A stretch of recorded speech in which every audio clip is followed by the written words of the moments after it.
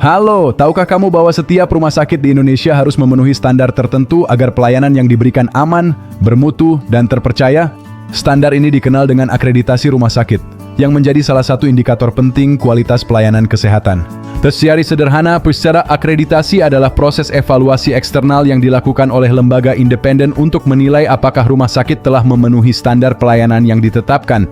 Akreditasi tidak hanya menilai satu aspek, tetapi seluruh sistem rumah sakit, mulai dari fasilitas, proses pelayanan, hingga hasil yang dirasakan pasien.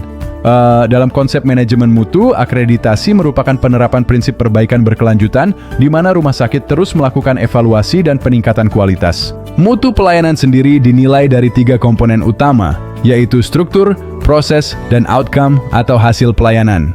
Di Indonesia, akreditasi rumah sakit dimulai sejak tahun 1995 dengan hanya 5 standar pelayanan. Seiring perkembangan, standar ini diperluas menjadi 12 standar pada tahun 1999. Kemudian pada tahun 2007, dibentuk lembaga independen yaitu Komisi Akreditasi Rumah Sakit atau KARS yang bertanggung jawab dalam pelaksanaan akreditasi.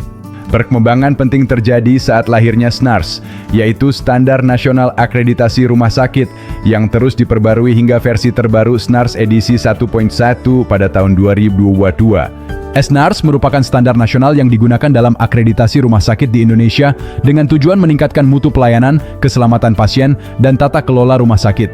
Akreditasi ini memiliki dasar hukum yang kuat, di antaranya Undang-Undang Rumah Sakit dan Peraturan Menteri Kesehatan yang mewajibkan setiap rumah sakit untuk terakreditasi secara berkala minimal setiap 3 tahun. SNARS bertujuan untuk mendorong perbaikan pelayanan secara berkelanjutan, meningkatkan keselamatan pasien, serta memperkuat sistem manajemen rumah sakit. Manfaatnya dirasakan oleh berbagai pihak. Bagi pasien, akreditasi menjamin keamanan dan kualitas pelayanan. Bagi tenaga kesehatan, menjadi sarana peningkatan kompetensi. Usahakan bagi manajemen membantu dalam evaluasi dan pengambilan keputusan strategis. SNARS terdiri dari 16 kelompok standar yang terbagi menjadi 2 bagian utama. Pertama, standar pelayanan berfokus pada pasien, seperti asesmen pasien, pelayanan medis, penggunaan obat, dan komunikasi. Kedua, standar manajemen rumah sakit, seperti peningkatan mutu, pencegahan infeksi, pengelolaan SDM, serta sistem informasi dan rekam medis. Selain itu, terdapat juga 6 sasaran keselamatan pasien, seperti identifikasi pasien yang tepat, komunikasi efektif, hingga pencegahan infeksi dan risiko jatuh. Setiap standar dalam SNARS memiliki elemen penilaian yang menjadi indikator kepatuhan rumah sakit. Totalnya lebih dari 1.200 elemen yang dinilai melalui dokumen, observasi, wawancara, dan simulasi. Metode utama yang digunakan adalah tracer, yaitu menelusuri perjalanan pasien dari masuk hingga keluar rumah sakit untuk melihat konsistensi pelayanan secara nyata.